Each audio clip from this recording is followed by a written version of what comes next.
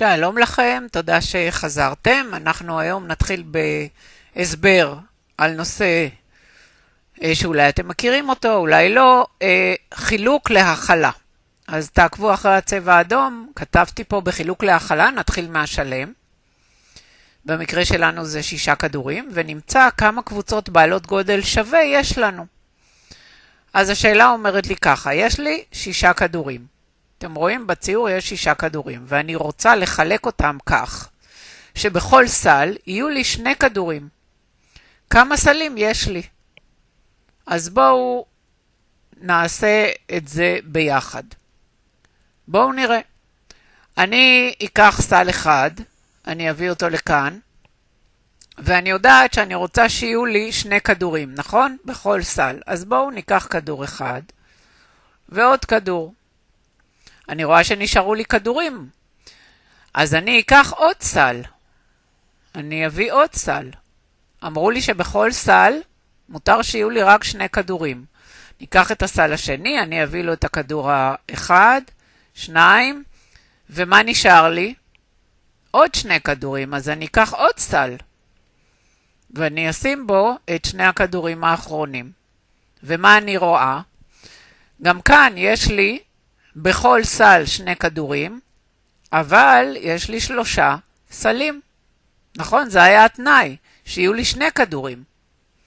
אז בואו נראה מה זה אומר, איך אנחנו עושים את זה.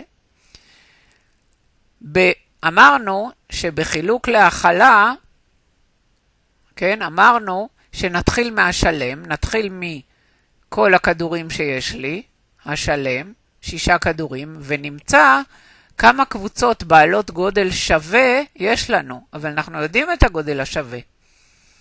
נכון? אנחנו יודעים כמה כדורים יהיו לנו בכל סל. 2. אבל אנחנו לא יודעים את מספר הסלים שנצטרך. לא ידענו את מספר הקבוצות.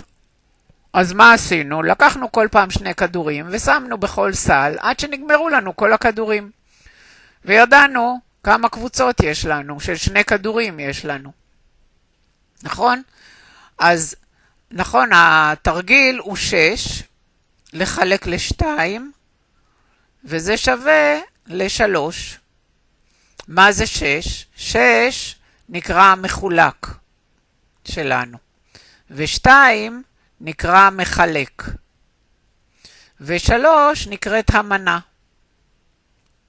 אז מה היה לנו? מה זה היה 2? בואו נרשום. 6 היה השלם.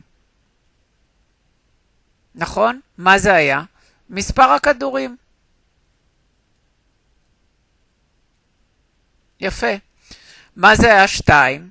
מספר הכדורים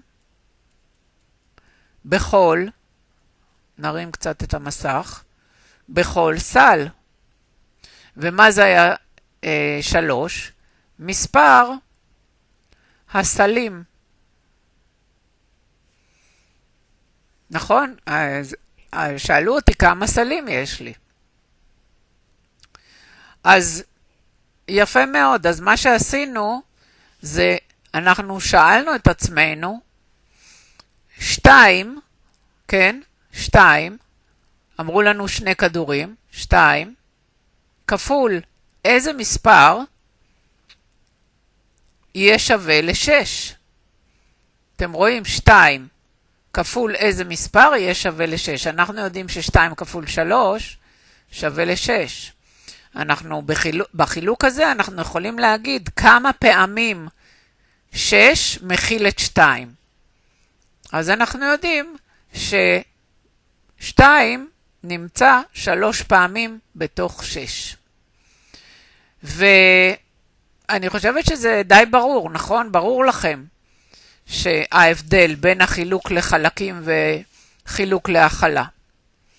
אז יפה מאוד, אז תודה שהייתם, אני מקווה שזה ברור, ואנחנו, אל תדאגו, אנחנו עוד נחזור, תחזרו על השיעור הזה, גם תעצרו את ההקלטה מתי שאתם לא מבינים, ותגיבו, אתם יכולים לשאול שאלות באתר ובפייסבוק. אז להתראות בשיעור הבא.